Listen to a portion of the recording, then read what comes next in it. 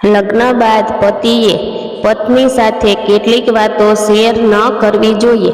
આચાર્ય ચાણક્ય કહે છે કે જો આવી વાતો પણ કહેવામાં આવે તો વહેલા મોડા એનું પરિણામ ભોગવવાનો વારો આવી શકે છે. પતિ પત્નીનો સંબંધ બે શરીર અને એક જીવ જેવો છે, પરંતુ હજુ પણ આચાર્ય ચાણક્ય અનુસાર કેટલીક એવી બાબતો છે જે પતિએ પત્ની સાથે ન કરવી જોઈએ કે તેની સામે ન કરવી એ જોઈએ. તેની સાથે વાત ન કરવી જોઈએ. ચાણક્ય નીતિમાં પણ તેનો ઉલ્લેખ છે. તમારી નબળાઈ તમારા પાર્ટનરને ક્યારેય ન જણાવો, કારણ કે કોઈ નબળી ક્ષણે કે ઝઘડા જેવા કિસ્સામાં તે તેનો ઉપયોગ તમારી વિરુદ્ધ કરી શકે છે. તેના આધારે જ તેઓ તમારો આત્મવિશ્વાસ પણ તોડી શકે છે.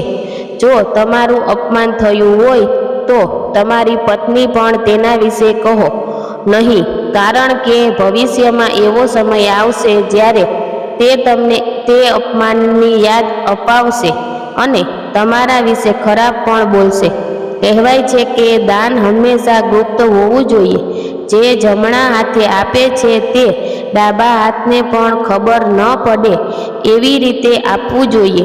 પત્નીને પણ તેના વિશે જણાવવું જોઈએ નહીં, કારણ કે આ તમારી વચ્ચે દલીલનું કારણ બની શકે છે. તમારી પત્નીને કહો નહીં કે તમે કેટલા પૈસા કમાવો છો, તમને કેટલો પગાર મળે છે, નહીંતર તે તમારા ખર્ચને નિયંત્રિત કરવાનો પ્રયાસ કરશે. આનાથી તમારા માટે જરૂરી વસ્તુઓ પર પણ ખર્ચ કરવામાં મુશ્કેલ પડશે.